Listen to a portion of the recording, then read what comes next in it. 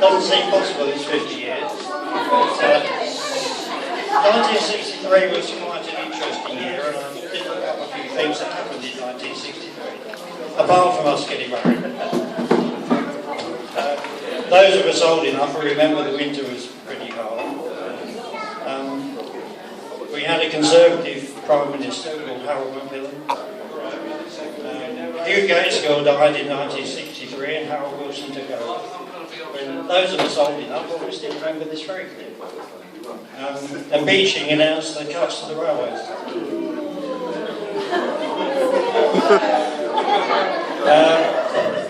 US President John F. Kennedy was shot dead. Interestingly, Charles de Gaulle vetoed the UK's application to join the EC. I think he had a better idea than us. Cliff Richard had a hit film called Summer Holiday. Beatles released their first album, and the first episode of Doctor Who was shown. So that's done as well. Also, the Great Train Robbery was 1963, the Perfumer Affair, and the last man doing national service finished that year. Anyway, the most important thing was that we got married.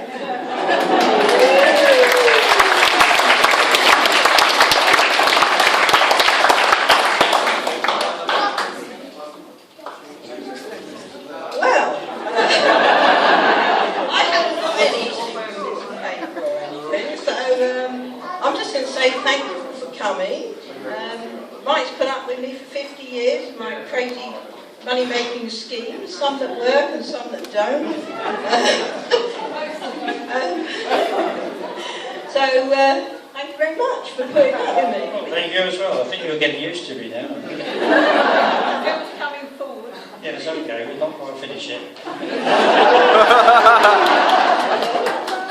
I hope you've all put your name down on the Easter egg card.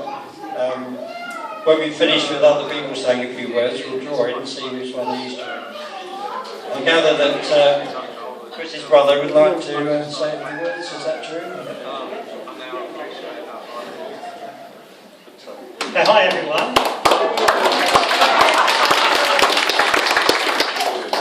Well, as I'm one of the 20 people here actually went to the wedding in 1973. March 1963, March the 16th, this was the date that was etched on my mind. A month after month after month, as though the world was going to end on March the 16th, 1963. And it's exactly 50 years today. Now, that time, I was a half man, half boy, 13. Still haven't been like that in some respects. And Chris looked very, very girlish. I saw those in the photograph. Her sister Jen, didn't know it, she'd been walking down the aisle later on. And, well, 50 years is such a long time. And in that 50 years, Chris and Mike have produced 3 children, 8 grandchildren, and 1 great-grandchild. And in a way, I think they're very lucky, these children, to have won the first lottery in life. Chris and Mike, parents and grandparents. And I'd like to go on to say that Chris and Mike are very caring. I mean, it's very serious now. Whilst Jen and I were in Bristol next furrow, Chris was there looking after my mum and my Auntie Edna, and of course Mike's mum as well. And this caring side of their nature is not really well publicised. They keep it to themselves. And the work they do for charity, the work they do for the community, is really greatly appreciated. And we will all take a leaf out of their book. I'd like to go on to say that I talk an awful lot about getting family unions together, but never actually do anything, do I, Nelly? Chris does, and we really enjoyed the family reunion 3 or 4 years ago, 5 years ago. And thanks for this. All I want to say now is just really thank you, Chris and Michael, and I'd like to really say 3 cheers. So hip hip. Hooray! Hip hip. Hooray! Hip hip hooray. Hooray!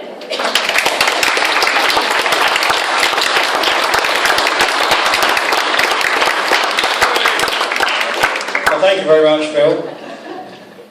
Does anybody else like to join us?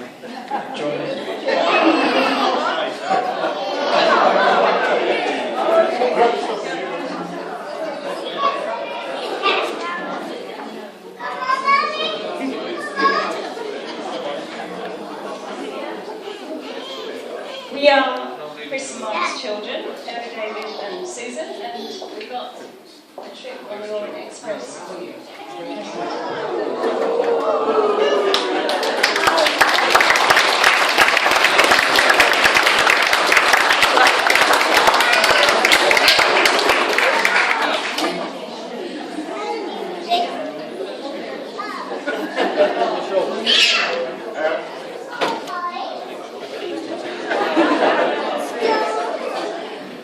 My cousin Bob would like to say something. Well, I thought someone ought to represent Michael's side of the family. I'm only his cousin, but there we are. On behalf of our side, I'll say, Mike and Chris, thank you for having us. We've been nicely had.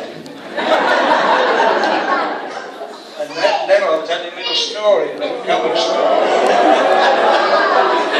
Celebrating their 50th wedding anniversary. Now it's all over. They were getting undressed, ready for bed. The lady stood in front of the mirror and looked at herself in the full-length mirror. And she said, just look at me, Mike. When we married, I was beautiful, like a film star. Now everything has gone so.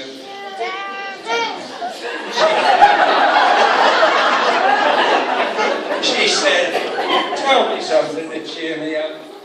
He said, well, darling, there's one thing about you that hasn't changed a bit. Your eyesight is as good as ever. With that, I'll leave it.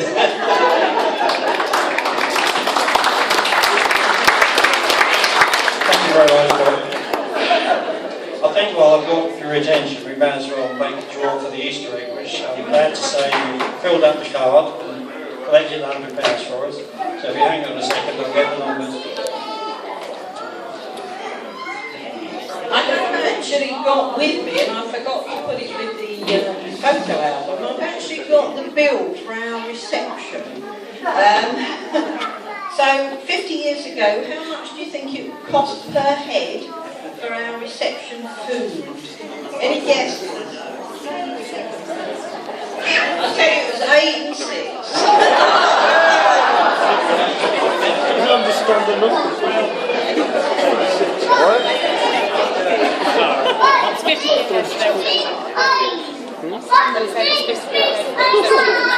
Has anybody got the card for the Easter egg?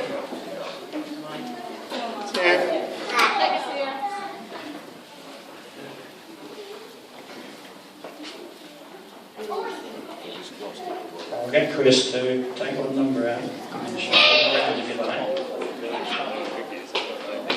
Number 36.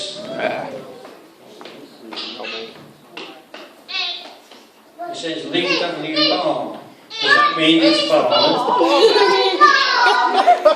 Is that Lee on the bar? But you've won the Easter egg.